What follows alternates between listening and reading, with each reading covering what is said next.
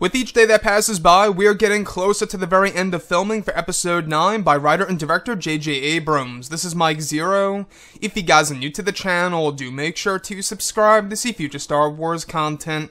Now, I will say that one thing that is truly exciting to me, at least, about this movie, and one thing that is really fascinating to me, is exactly how J.J. Abrams is going to connect this movie into the prequel trilogy era.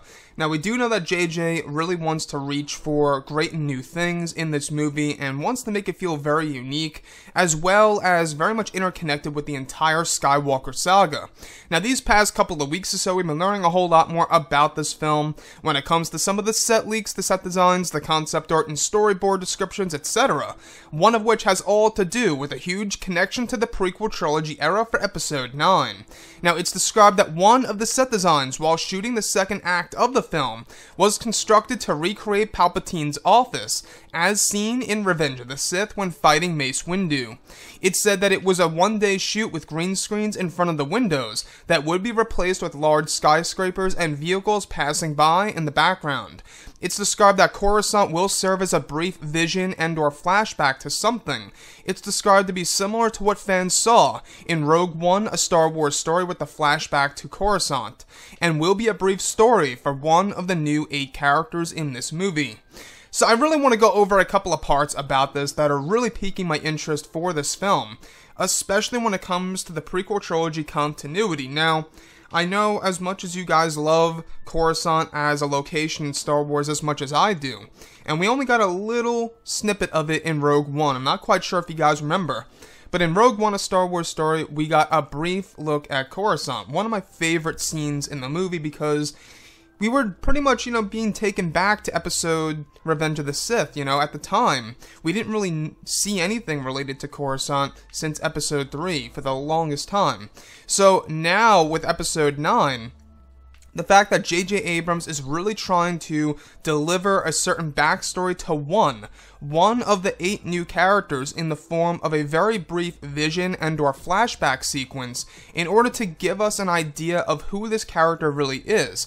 Now, I believe that this could have something to do with Richard E. Grant's character, or maybe, and just possibly one of the older actors that are working on this film as a new character.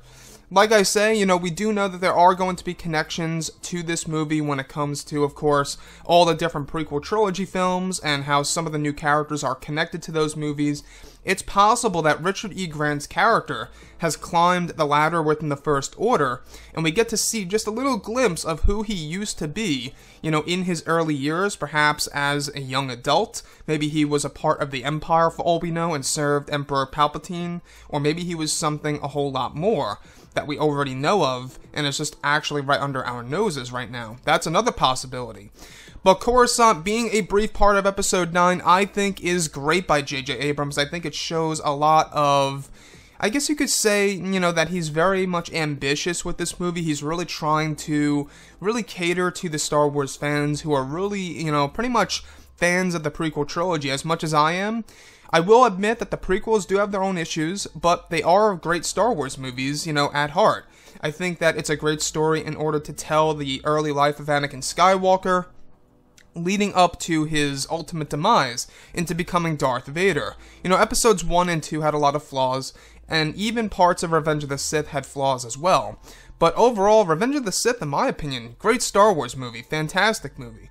But looking at Episode 9 now, the fact that JJ is just trying to really connect it to the prequel trilogy era, Palpatine's office, alright, what's really intriguing to me is that this is indeed the location in which the lightsaber duel happened between Mace Windu, Kit Fisto, the other pair of Jedi going up against him, and of course when Anakin Skywalker intervenes, right?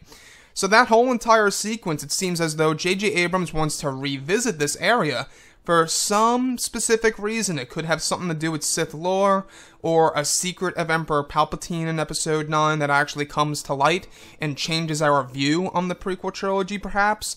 That's a huge possibility, that maybe Palpatine is going to deliver a certain truth in this film, in the form of a flashback. But like I say, this is catered to one of the new characters.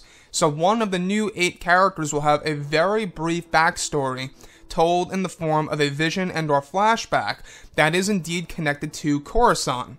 Now, Coruscant, big planet, right? A lot of cities, a lot of buildings, a lot of locations for sure. I mean, it's basically just a whole entire city of a planet. And it's a very impressive thing, visually speaking, you know, what the CGI team did in Revenge of the Sith and all the other Star Wars movies. It actually comes out very well, and for them to actually be able to pull this off, I think that what they're trying to do is, I think that they realize how much fans love that Rogue One scene, and they just wanted more out of that. Anyways, guys, drop a comment below. Let me know what you think about all of this in the comments. And if you guys did enjoy the content for today, do make sure to drop a thumbs up on this video to support the channel. I thank you all so very much for the kind support, and I'll catch you guys next time.